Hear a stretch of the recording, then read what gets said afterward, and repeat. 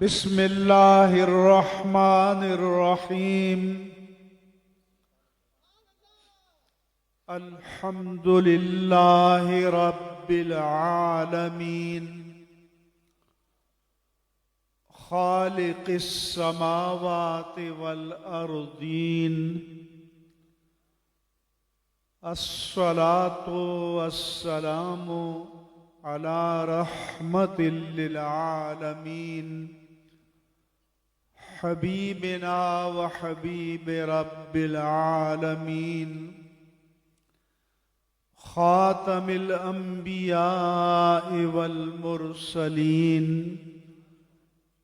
إمام الأولين والآخرين سيد الرسل والنبيين سيدنا ومولانا ومأوانا وملجانا محمد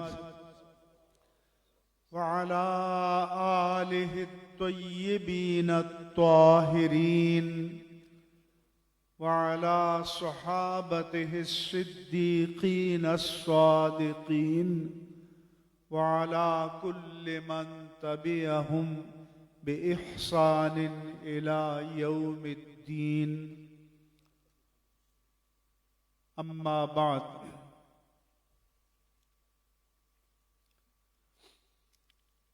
مناظر اہل سنت، مناظر اسلام، فخر اہل سنت،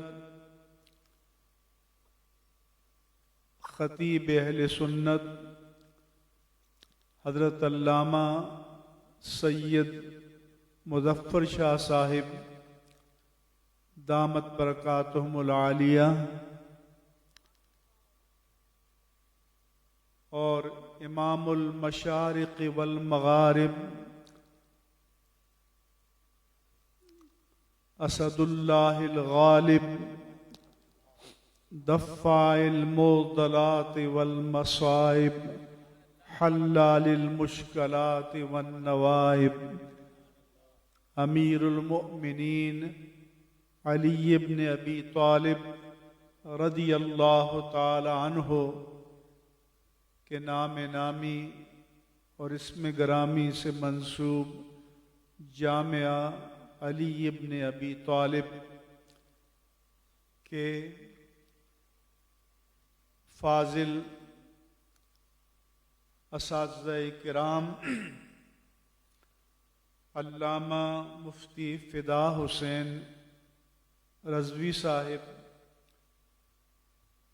مولانا وسیم اکرم کیلانی صاحب، مفتی نوازش صاحب، مفتی غلام عباس صاحب، مفتی عابد مدنی صاحب اور مولانا زعفران صاحب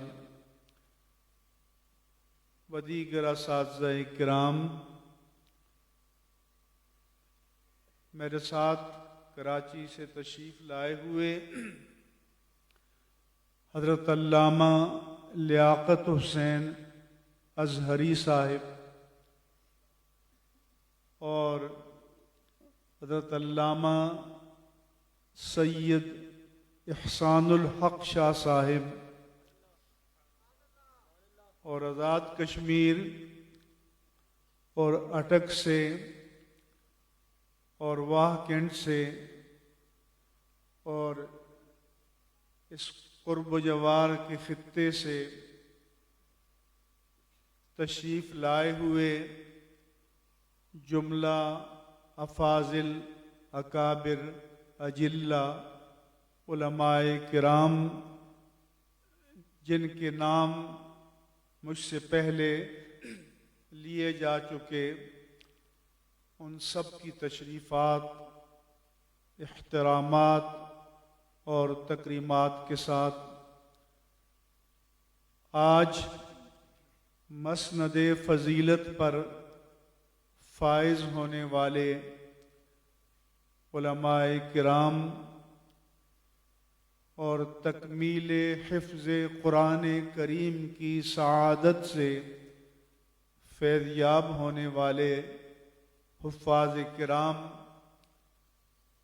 اور ان فضلاء و حفاظ کے خاندان کے افراد، اعزاء، اقارب اور احباب جو ان کی حوصلہ افزائی کے لیے آج تشریف فرما ہوئے،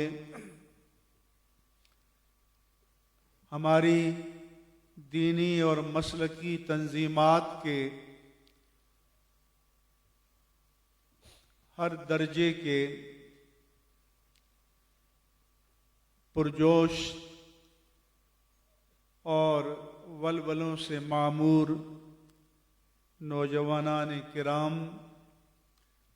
اور جملہ حاضرین مجلس، السلام علیکم ورحمۃ اللہ وبرکاتہ۔ جامع مسجد حضرت شاہ عبداللہ بیابانی رحمہ اللہ تعالی ونور اللہ مرقدہ کے زیر سایہ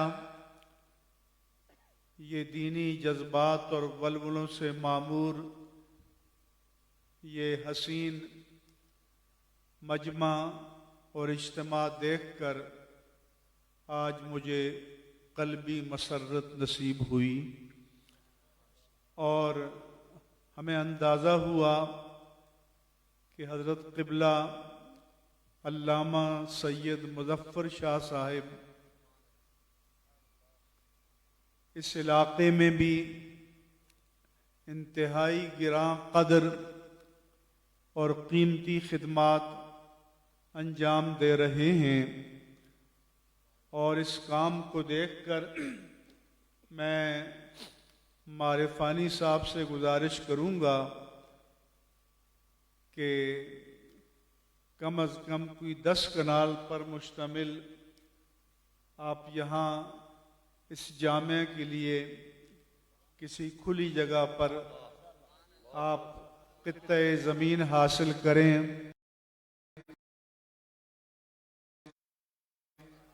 اور کراچی سے بھی اپنے احباب کے ذریعے تعاون کریں۔ یہاں ہمیں مسلک اعلی حضرت کی ایک بڑی درسگاہ کی ضرورت ہے۔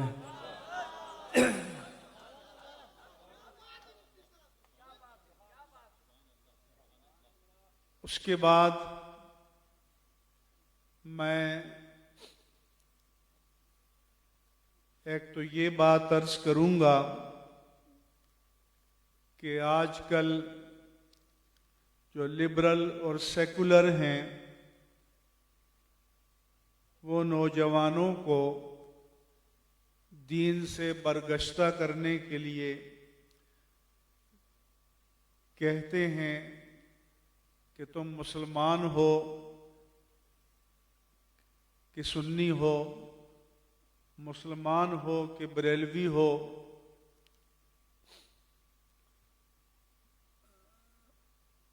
تو میرا ان سے سوال ہے، کبھی کسی نے پوچھا ہے کہ تم پاکستانی ہو کہ پنجابی ہو؟ کبھی کسی نے سوال کیا ہے کہ تم پاکستانی ہو کہ سندھی ہو، پاکستانی ہو کہ بلوچ ہو یا پشتون ہو؟ تو یہ صوبے پاکستان کے مقابل نہیں ہیں، یہ پاکستان کے تابع ہیں۔ اسی طرح یہ سوال جاہلانہ ہے، مسلک دین کے مقابل نہیں ہوتا، مسلک دین کے تابع ہوتا ہے، مسلک دین کی ضد نہیں ہوتا، مسلک دین کی صحیح تعبیر ہوتا ہے۔ اس لیے کہ جب کئی من پسند تعبیریں کی جانے لگیں کی جانی لگیں تو پھر وقت کا تقاضا ہوتا ہے کہ امت کو صحیح تعبیر سے آشنا کیا جائے۔ چنانچہ جب رسول اللہ صلی اللہ علیہ وآلہ وسلم نے فرمایا کہ پچھلی امتیں متعدد فرقوں میں بٹ گئی تھیں اور یہ امت بھی بٹ جائے گی، تو آپ صلی اللہ علیہ وآلہ وسلم سے پوچھا گیا کہ یا رسول اللہ صلی اللہ علیہ وسلم، جب امت فرقوں میں بٹ جائے گی تو فرقہ ناجیہ کون ہوگا؟ اس کی پہچان کیا ہوگی؟ اس کا عنوان کیا ہوگا؟ تو میرے آقا و مولا صلی اللہ علیہ وآلہ وسلم نے فرمایا تھا کہ ما انا علیہ و اصحابی،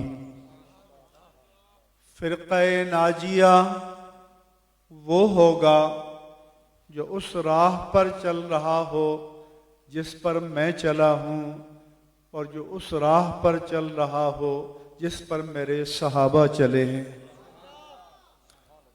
ما انا علیہ سنت ہے و اصحابی جماعت ہے، اس لیے ہمارا نام اہل سنت و جماعت ہے۔ یہ اہل سنت و جماعت، یہ اہل السنہ والجماعہ، یہ اسلام کے مقابل نہیں ہے، یہ اسلام کی ضد نہیں ہے، یہ اسلام کی صحیح تعبیر ہے، یہ اسلام کی صحیح تصویر ہے۔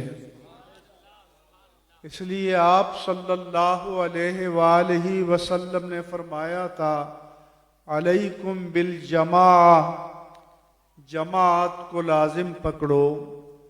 ید اللہ علی الجماعہ، اللہ کا دست تائید، اللہ کی نصرت جماعت کو حاصل ہوگی۔ من شذ شذ فی النار، جو جماعت سے ٹوٹ گیا وہ جہنم میں گیا۔ پھر آپ نے فرمایا تھا کہ اتبعوا السواد الاعظم، کہ سواد اعظم کی پیروی کرو، اس کے ساتھ چلو اور جماعت کو نہ چھوڑو۔ کیوں؟ فَإِنَّ الذِّئْبَ يَأْكُلُ الشَّاةَ الْقَاسِيَةَ وَالنَّاحِيَةَ، کہ جو بڑا ریوڑ ہوتا ہے بھیڑیا اسے شکار کرتا ہے، جو ریوڑ سے دور چلی جائے بکری یا ریوڑ سے ہٹ جائے۔ اسی طرح دین کے بھیڑیے اسے شکار کریں گے جو جماعت سے کٹ جائے گا اور جو جماعت سے ہٹ جائے گا، لیکن جو جماعت سے جڑا رہے گا انشاءاللہ تعالی بھیڑیے شکار نہیں کر سکیں گے، اور وہ اپنے مقاصد میں انشاءاللہ تعالی ناکام رہیں گے اور نامراد رہیں گے۔ اس کے بعد میں یہ عرض کرنا چاہتا ہوں کہ شان رسالت مآب صلی اللہ علیہ وآلہ وسلم ہو، یا شان اہل بیت اطہار ہو، یا شان امہات المؤمنین ہو، یا شان صحابہ کرام ہو، یا شان اولیاء کاملین ہو، اس کو بیان کرنے پر اور ماننے پر کسی کا اختلاف نہیں ہے۔ اس وقت یہ مسئلہ نہیں ہے۔ ہاں یہ ضرور ہے کہ اللہ کے رسول صلی اللہ علیہ وآلہ وسلم نے فرمایا لا تطرونی کما اطرت النصارى المسیح ابن مریم، کہ جس طرح نصارہ نے عیسیٰ ابن مریم علیہ السلام کی شان بیان کرنے میں حد سے تجاوز کیا اور مقام نبوت سے اٹھا کر مقام الوہیت میں داخل کر دیا، خبردار میرے بارے میں کسی کو ایسے مبالغے کی اجازت نہیں ہے۔ تو جب شان رسالت میں نہیں ہے تو شان اہل بیت میں بھی نہیں ہے، شان صحابہ میں بھی نہیں ہے، شان امہات المومنین میں بھی نہیں ہے، اور شان اولیاء کاملین میں بھی نہیں ہے۔ ہم حد شرع کے پابند ہیں اور حد شرع کے اندر ہمیں رہنا ہوگا۔ یہ بھی دھوکہ ہے کہ اہل بیت اطہار کو نہیں مانتے، کون بد نصیب ہوگا جو نہیں مانے گا۔ حسنین کریمین وہ ہیں کہ جب وہ پیدا ہوئے تو تاجدار کائنات صلی اللہ علیہ وآلہ وسلم تشریف لائے، اپنے دست مبارک میں اٹھایا، کھجور چبائی اور اس کا لیسدار مادہ جو لعاب دہن مصطفیٰ صلی اللہ علیہ وآلہ وسلم سے متبرک تھا، اسے ان دونوں کے تالو پر لگایا، تو جن کی قوت ذائقہ نے اس کائنات آب و گل میں آنے کے بعد سب سے پہلے لعاب دہن مصطفیٰ کا ذائقہ چکھا ہو، ان کی قسمت کا مقابلہ کون کر سکتا ہے؟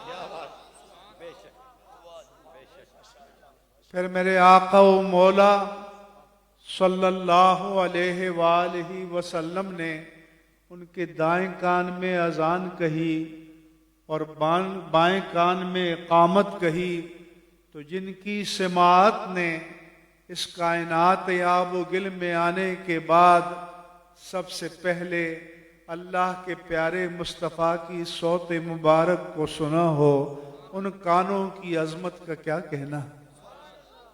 کوئی ان کا مقابلہ کر سکتا ہے؟ اس لیے اہل بیت اطہار کی شان کو بیان کرنے اور اس کو تسلیم کرنے کا کوئی سنی انکار کا تصور بھی نہیں کر سکتا، یہ ہمارے ایمان کا حصہ ہے۔ اسی طرح مولا کائنات رضی اللہ تعالی عنہ تو پروردہ رسالت تھے، آپ نے جناب تاجدار کائنات صلی اللہ علیہ وآلہ وسلم کے کاشانہ اقدس میں تربیت پائی، نشو و نما پائی، اور ذات رسالت مآب صلی اللہ علیہ وآلہ وسلم سے براہ راست فیض پایا۔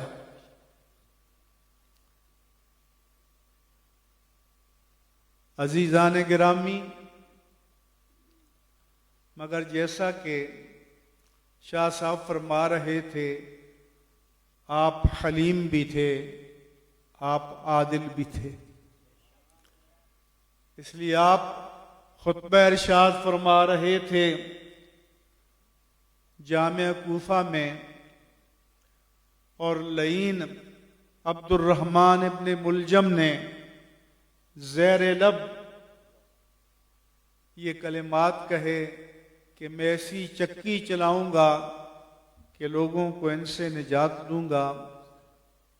کچھ لوگوں نے اس کی بات کو سنا اور مولا کائنات سے فرمایا کہ اس کے عزائم ٹھیک نہیں ہیں، آپ اقدام کیجئے تو آپ نے فرمایا کہ ما قتلنی الآن، ابھی اس نے جرم کا ارتکاب نہیں کیا تو میں سزا کیسے دے دوں؟ اور آپ نے اور وہ راضی برضا ایسے تھے کہ فرمایا کہ کیف اقتل قاتلی، میں اپنے قاتل کو کیسے قتل کر دوں؟ یعنی ان کو پتا تھا کہ انہیں شہادت کے مقام سے گزرنا ہے، لیکن سراپا تسلیم و رضا تھے۔ وہ علوم نبوت کے پاسبان تھے، محافظ تھے۔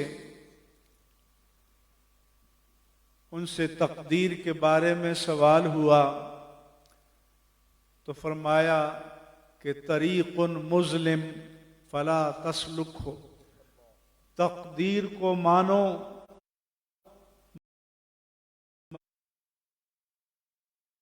مگر تقدیر کے بارے میں بحث نہ کرو، یہ تاریک راہ ہے،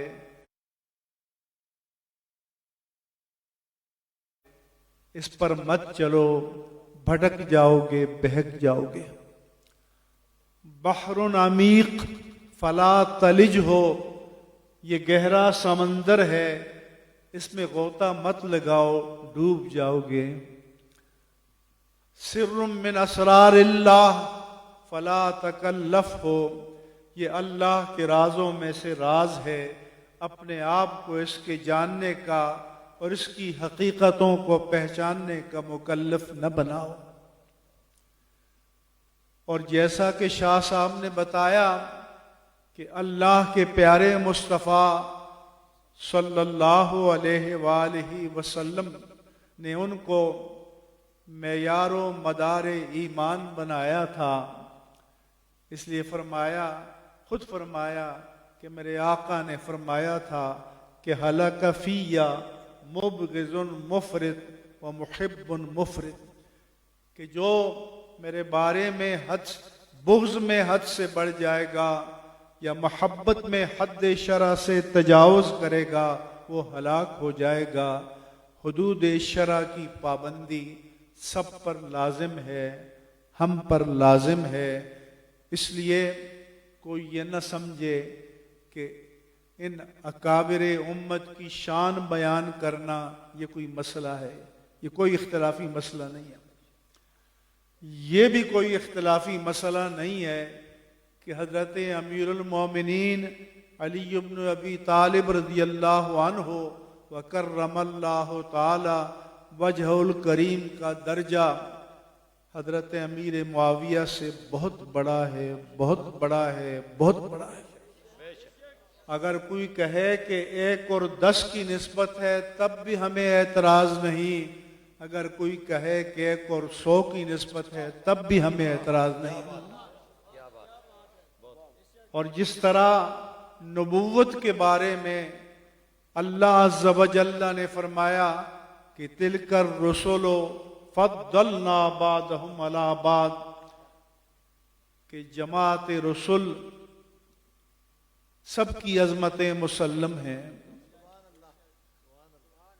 سارے نبیوں کے رتبے بڑے ہیں مگر میرے آقا کا منصب جدا ہے۔ اس لیے کسی نبی کی شان میں اہانت کی اجازت نہیں ہے۔ ایک مرتبہ کراچی میں دیوبندی مسلک کے ایک بہت بڑے مفتی نے مختصر سیرت رسول لکھی اور اس میں ایک جملہ لکھا کہ ادنا سے ادنا نبی، تو ہمارے استاد مکرم علامہ ڈاکٹر جسٹس مفتی سید شجاعت علی قادری رحمہ اللہ تعالی نے انہیں فون کیا اور کہا کہ کوئی نبی ادنا ہوتا ہی نہیں ہے،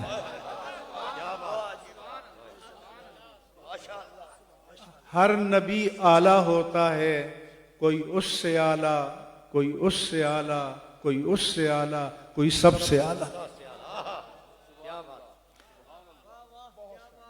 اس لیے فرمایا کہ وَكَلَّمَ اللَّهُ مُوسَىٰ تَكْلِيمًا وَآتَيْنَا عِيسَى ابْنَ مَرْيَمَ الْبَيِّنَاتِ وَرَفَعَ بَعْضَهُمْ دَرَجَاتٍ، جن کی عظمتوں کا کوئی مقام تھا وہ قرآن نے بیان کر دیا، اور جن کی عظمتوں کے لیے اللہ نے اپنی کائنات میں کوئی پیمانہ پیدا ہی نہیں کیا، فرمایا کہ ان کو ہم نے بے حساب درجوں بلندی عطا فرمائی۔ اس لیے جس طرح انبیاء کا مقام ہے، رسول اعظام کا مقام ہے، ان میں آپس میں تفضیل و تفاضل موجود ہے، اسی طرح سے صحابہ کرام میں بھی تفضیل و تفاضل موجود ہے۔ اس میں کئی سنگ میل ہیں۔ ایک وہ ہے پہلے کہ جب ایمان لانے والے 4 تھے، پھر ایک سنگ میل وہ آیا کہ جب حضرت عمر فاروق رضی اللہ تعالیٰ عنہ نے اسلام قبول کیا اور آپ 40ویں مسلمان تھے، تو پھر اللہ نے فرمایا کہ یا ایھا النبی حسبک اللہ ومن اتبعک من المؤمنین۔ لوگ کہتے ہیں، اسٹیکر لگاتے ہیں کہ اللہ ہی کافی ہے، اللہ فرماتا ہے میں بھی کافی ہوں اور میرے نبی کے صحابہ بھی کافی ہیں۔ پھر ایک سنگ میل وہ تھا کہ جب ہجرت کا مرحلہ آیا، پھر ایک سنگ میل وہ تھا جب بدر کا مرحلہ آیا، اور پھر جب بدر کی رات میرے آقا و مولا صلی اللہ علیہ وآلہ وسلم نے گڑ گڑا کر دعائیں مانگی، یہاں تک کہ آپ کی ازار مبارک، چادر مبارک شانے سے اتر گئی، تو جناب صدیق اکبر رضی اللہ عنہ جو عریش بدر کے نیچے آپ کے ساتھ تھے۔ آج کل تو جنرل کی آپریشن پوسٹ کہیں بہت پیچھے محفوظ مقام پر ہوتی ہے، لیکن تاجدار کائنات کی جو آپ سپہ سالار تھے تو آپ کی آپریشن پوسٹ سب سے نمایاں تھی۔ اس لیے پھر آپ نے دعا فرمایا کہ اللہم ان تہلک ہذہ العصابہ لن تعبد ابدا، اے اللہ آج اگر تو ان 313 افراد کی جماعت کو ہلاک کر دے گا تو پھر زمین پر تیری کبھی عبادت نہیں ہوگی۔ رات بھر گڑ گڑا کر دعائیں مانگنا مقام نیاز تھا، اور آخری مرحلے میں یہ کہنا یہ مقام ناز تھا۔ تو میرے آقا کی یہ کلمات یہ بتاتے ہیں کہ بدر سے لے کر آج تک اور آج سے لے کر قیامت تک اللہ کی زمین پر جو اللہ کو سجدہ ہو رہا ہے، یہ صدقہ ہے شہدائے بدر کا اور شرکائے بدر کا۔ اس لیے اللہ نے فرمایا تھا کہ اعملوا ما شئتم قد غفرت لکم، کہ میں نے تمہاری بخشش کا فیصلہ کر دیا ہے۔ پھر ایک سنگ میل احد آیا، پھر ایک سنگ میل عزیزان گرامی بیعت رضوان آئی، اور آج کل تو لوگوں نے عقیدے کی باغ ڈور اوباش نعت خوانوں کے ہاتھ میں دے دی ہے کہ اسی پنجاب میں جلسے میں ایک پڑھتا ہے رضی اللہ عنہ کہنے والے کوئی اور ہون گے، اساں تک کہنے علیہ السلام علی مولا، مطلب ہے کہ رضی اللہ عنہ کو وہ کمتر سمجھ رہا ہے اور طعن کر رہا ہے کہ یہ کوئی اور کہنے والے ہم نہیں کہیں گے، ارے بد نصیب، یہ کوئی اور نہیں ہے، یہ رب کائنات ہے۔ بے شک مفتی صاحب، کیا بات ہے، کیا بات۔ اور وہ عالم جو اسٹیج پہ بیٹھا ہو اسے پکڑ کر اسٹیج سے پھینک نہ دے تو اس عالم کو بھی جواب دینا پڑے گا۔ یعنی اس کے نزدیک اللہ کی رضا جو ہے وہ کوئی منصب ہی نہیں ہے۔ اللہ فرماتا ہے کہ لَقَدْ رَضِيَ اللَّهُ عَنِ الْمُؤْمِنِينَ إِذْ يُبَايِعُونَكَ تَحْتَ الشَّجَرَةِ، اللہ مومنوں سے راضی ہو گیا جو حدیبیہ کے مقام پر اے پیارے حبیب درخت کے نیچے آپ کے ہاتھ پر بیعت کر رہے تھے۔ تو اس میں حضرت علی تھے یا نہیں تھے؟ بولو، زور سے بولو۔ بلکہ صلح حدیبیہ کا معاہدہ ہی حضرت علی نے لکھا۔ بے شک، کیا بات ہے مفتی صاحب، بہت کہ جب آپ نے لکھنا شروع کیا کہ لکھو بسم اللہ من محمد الرسول اللہ، تو کفار مکہ کے نمائندے نے کہا کہ ہم بسم اللہ الرحمن الرحیم نہیں جانتے، ہم تو بسمک اللہم جانتے ہیں۔ آپ نے فرمایا یہ لکھ دو، ہمارا اللہ بھی ہے اور وہ رحمان بھی ہے اور رحیم بھی ہے، کوئی مسئلہ۔ اس نے کہا کہ اگر ہم آپ کو محمد الرسول اللہ مان لیں تو جھگڑا کیا ہے، آپ محمد ابن عبداللہ لکھیں۔ آپ نے حضرت علی المرتضیٰ رضی اللہ عنہ سے فرمایا کہ رسول اللہ کا کلمہ مٹا دو اور بن عبداللہ لکھو۔ انہوں نے کہا لا اسخو نفسی ان ام ہوا اسم الرسالت من اسمک، کہ علی کا ایمان اجازت نہیں دیتا اے تاجدار کائنات کہ آپ کے نام سے رسول اللہ کا کلمہ مٹا دوں۔ اب میں کہ دلنی علی ذالک، مجھے بتاؤ کہاں لکھا ہے، حضور نے خود مٹایا۔ تو یہ تو اللہ فرماتا ہے کہ لَقَدْ رَضِيَ اللَّهُ عَنِ الْمُؤْمِنِينَ اِذْ يُبَايِعُونَكَ تَحْتَ الشَّجَرَةِ، اللہ راضی ہو گیا۔ اور یہ یاد رکھنا کہ دعا یا تو امر کی صیغے کے ساتھ ہوتی ہے یا ماضی کے صیغے کے ساتھ، کیونکہ امر تیقن کے لیے ہوتا ہے اور ماضی تحقق کے لیے ہوتا ہے۔ کہ جب ماضی کے صیغے کے ساتھ کرتے ہیں تو اس کا معنی ہے کہ اٹ از آلریڈی ڈیسائیڈڈ، یہ اللہ کے ہاں یہ بات طے ہو چکی ہے۔ اسی کے تحت جتنے عقود اور کانٹریکٹس ہیں، سیل ڈیڈ ہے آج بھی، وہ پاسٹ ٹینس میں لکھی جاتی ہے، پریزنٹ ٹینس میں لکھی جاتی ہے۔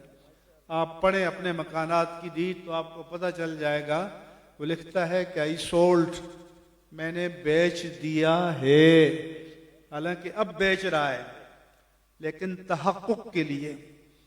تو اللہ نے ماضی کے صیغے کے ساتھ کہ لَقَدْ رَضِيَ اللَّهُ عَنِ الْمُؤْمِنِينَ، اللہ Almighty is pleased by the believers، کہ اللہ یقیناً قطعاً ان مومنوں سے راضی ہو چکا اے پیارے حبیب جو درخت کے نیچے آپ کے ہاتھ پر بیعت کر رہے تھے۔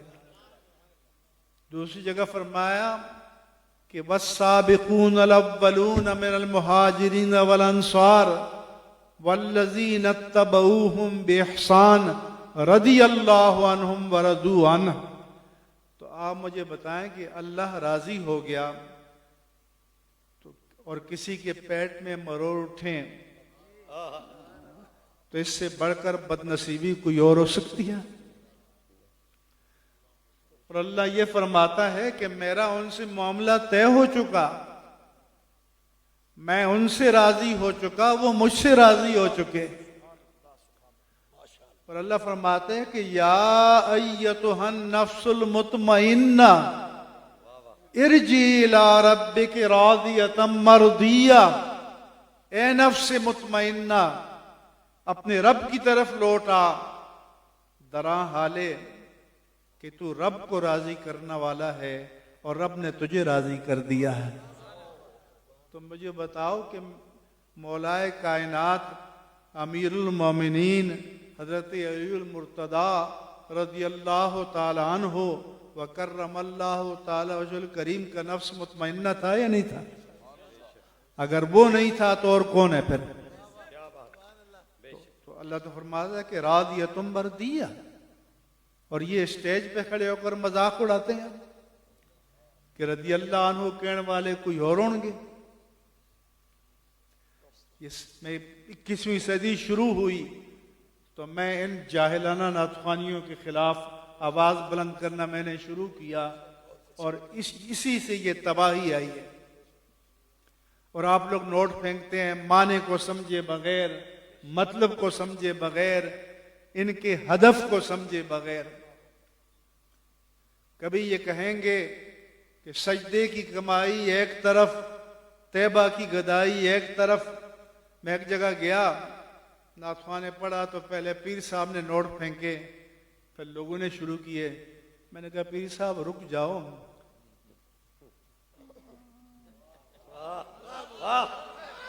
کیا بات، اگر طیبہ کی گدائی سجدے کی کمائی نہیں ہے تو اور کیا ہے؟ کیا بات، کیا بات ہے، بہت خوب۔ طیبہ والے آقا نے اور کیا کیا ہے؟ وہی جبینیں جو بتوں کے سامنے جھکی ہوئی تھیں ان کو اس پستی کے مقام سے اٹھایا اور رب کے سامنے جھکا دیا۔ تو یہ تقابل کا کلچر جو ہے اس سے تباہی آئی ہے۔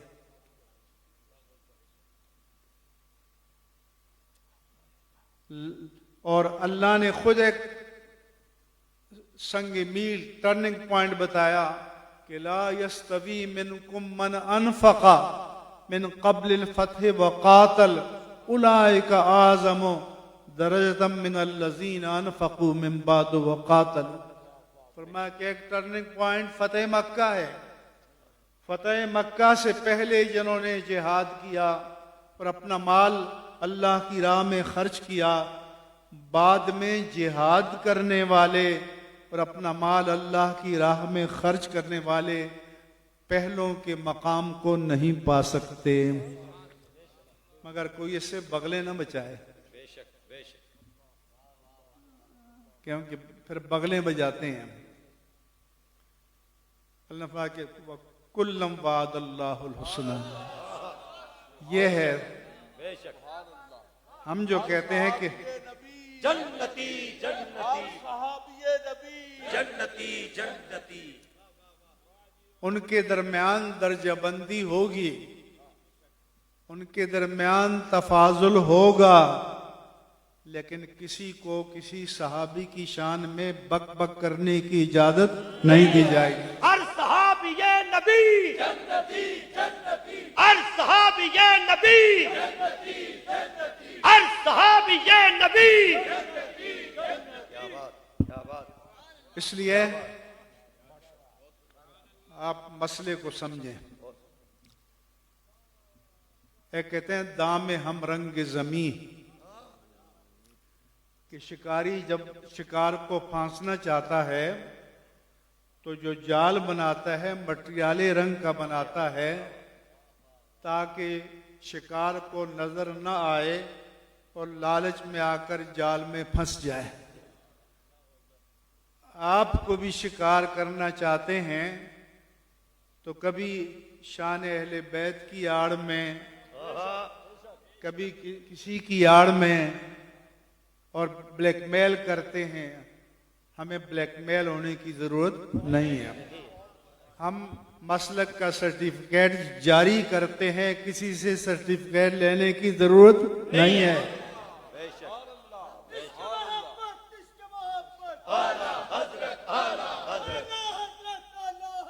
عشق محبت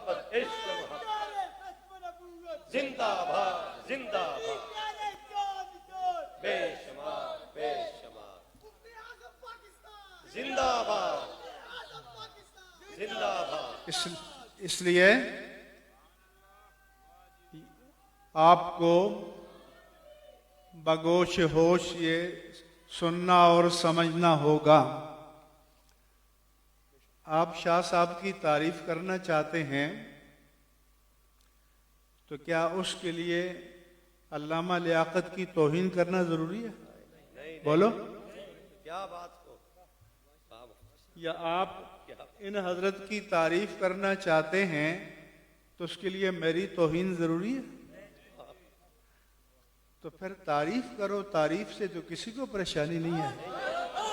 کیا بات. بہت خوب. اس لیے اگر کوئی اس فتنے کو مٹانا چاہتا ہے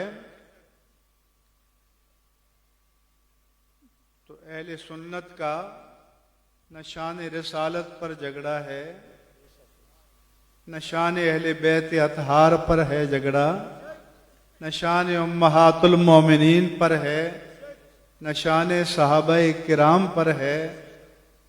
جھگڑا تو پیدا کیا گیا ہے کہ آپ اہل بیت اطہار کی شان بیان کریں اور کبھی صراحتاً، کبھی اشارتاً، کبھی کنایتاً، کبھی تعریضاً، کبھی ایہاماً، کبھی توریتاً آپ کسی صحابی کی توہین کریں تو یہ قبول ہے؟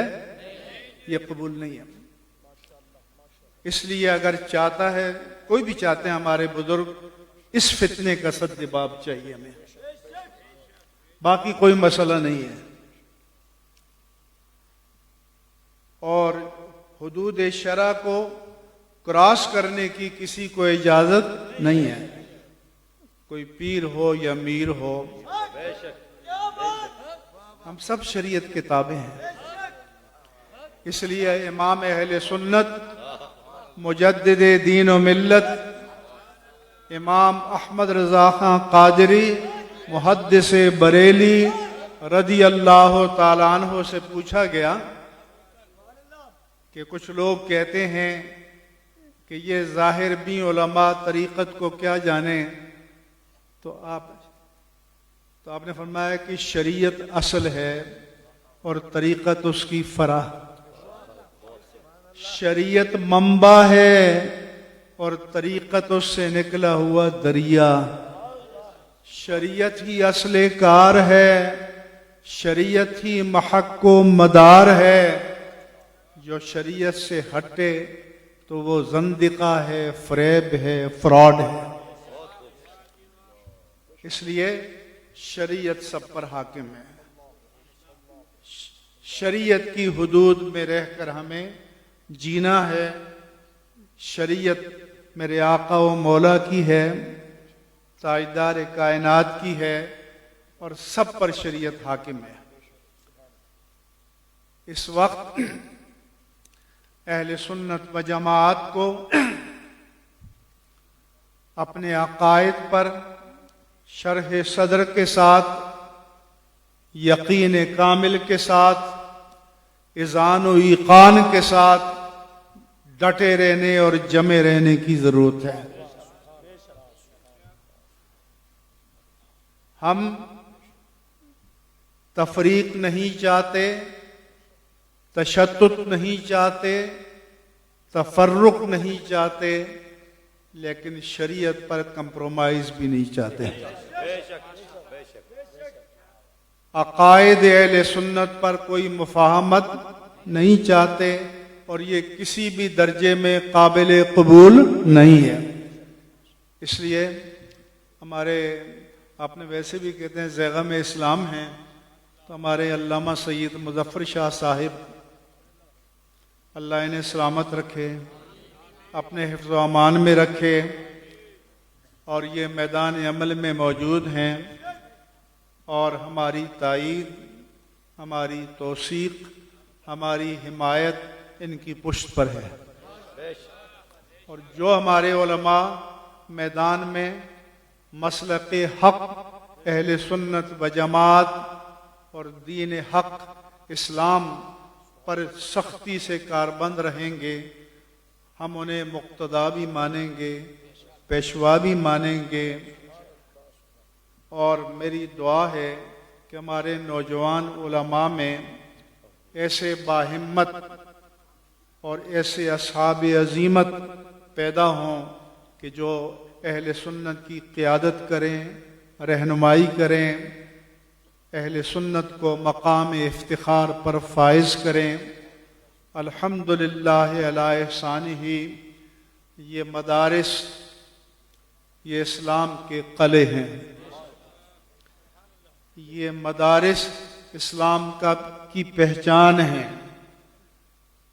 57 مسلم ممالک ہیں، 57 یا تو وزرائے اعظم ہیں، یا صدور ہیں، یا آمر ہیں، یا ملوک ہیں، یا سلاطین ہیں۔ ان کی کسی کو فکر نہیں ہے۔ اہل مغرب کو پریشانی ہے تو ان مدارس سے ہے، تو کوئی تو بات ہے نا۔ راتوں رات کبھی 59 اور کبھی 33 قوانین ڈنڈے سے پاس کرائے جاتے ہیں، اور یہ حضرات موجود ہیں۔ جب ہم نے پاس کرنے والوں سے پوچھا کہ حضور آپ نے پڑھا ہے، تو کہا نہیں، اوپر سے نازل ہوا تھا۔ وزیر اعلیٰ کہتے ہیں ہم نے نہیں پڑھا، وزیر کہتے ہیں ہم نے نہیں پڑھا، چیف سیکرٹری کہتے ہیں ہم نے نہیں پڑھا، ہوم سیکرٹری کہتے ہیں ہم نے نہیں پڑھا، لا سیکرٹری کہتے ہیں ہم نے نہیں پڑھا۔ ہم نے کہا کہ ہم نے پڑھا ہے۔ اس لیے، اور جیسا کہ بھی شاہ صاحب فرما رہے تھے کہ 57 مسلم ممالک بشمول حرمین طیبین، بشمول کربلا معلی، بشمول حضرت القادریہ بغداد، بشمول جامعہ دمشق، بشمول جامعہ ازہر، اور پوری دنیا میں اگر مسجدیں کھلی رہیں تو الحمدللہ پاکستان کی کھلی رہیں۔ بے شک، بے شک۔ تو یہ امتیاز کیوں ہے کہ الحمدللہ یہاں کے فتوے ریاست کی غلامی میں نہیں ہیں، بے شک، بہت خوب، بہت خوب۔ اور انشاءاللہ تعالی جب تک جان میں جان ہے، دین کو کسی کے غلامی میں دیا نہیں جائے گا، مسلک کو کسی کی غلامی میں نہیں دیا جائے گا۔ خوشا مسجد و مدرسہ خانقاہ کہ در بود قیل و قال محمد۔ تو یہ ہمارا ممبر بھی آزاد رہے، ہمارا مصلی بھی آزاد رہے، ہماری مسند تدریس بھی آزاد رہے۔ اس کے لیے پوری قوم کو بیدار رہنا ہوگا، توانا رہنا ہوگا، اس پر سودا نہیں کیا جائے گا انشاءاللہ تعالی، اور اللہ کا کرم شامل حال رہے گا۔ میں آپ کو حلفیہ کہتا ہوں کہ مکہ مکرمہ سے رو رو کر ٹیلی فون ان کے علماء کے آتے تھے کہ مفتی صاحب ہم 10 منٹ کے پیدل مسافت کے فاصلے پر ہیں حرم میں، لیکن جا کر بیت اللہ کے سامنے سجدہ نہیں کر سکتے۔ آپ لوگ مبارکباد کے مستحق ہیں کہ آپ مسجدوں میں عبادت کر رہے ہیں۔ اس لیے پوری امت کو، پوری قوم کو، پوری ملت کو ان مدارس کے پیچھے کھڑا ہونا چاہیے، کھڑے رہنا چاہیے، اور انشاءاللہ کھڑے رہیں گے۔ جس جلوس کی شاہ صاحب نے حوالہ دیا، پاکستان کی تاریخ میں فجر کی نماز کے بعد کوئی ملین مارچ نہیں نکلا، لیکن یہ چشم فلک گواہ ہے کہ کراچی میں پاکستان کی تاریخ میں فجر کی نماز کے بعد ملین مارچ نکلا، اور اس چشم فلک نے اس سے بڑا مارچ پاکستان کی سرزمین پر نہیں دیکھا۔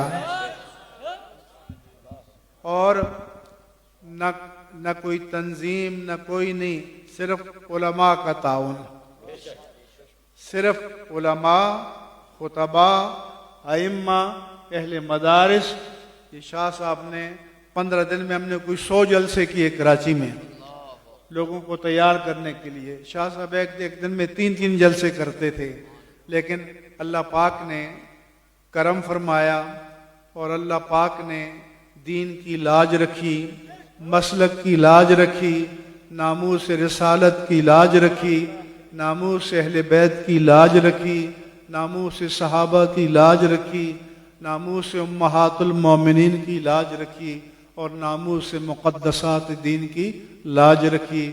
اس کے لیے آپ کو جینا ہے، اور اس کے لیے اگر جان بھی چلی جائے تو یہ مہنگا سودا نہیں ہے۔ اللہ تعالی ہم سب کو اپنے دین حق اسلام اور مسلک حق اہل سنت و جماعت پر استقامت نصیب فرمائے، اور اللہ کے پیارے حبیب کے مقدس علوم کے یہ چمنستان، یہ گلستان، یہ بوستان، یہ باغ و بہار تا قیامت شاد و آباد رہیں۔ وما علیہ الا البلاغ المبین۔ تمام حضرات تشریف رکھیں گے۔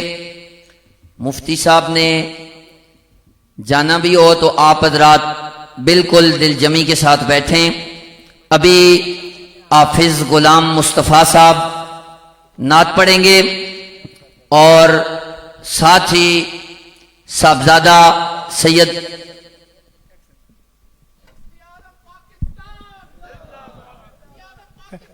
ایک بات سنیں،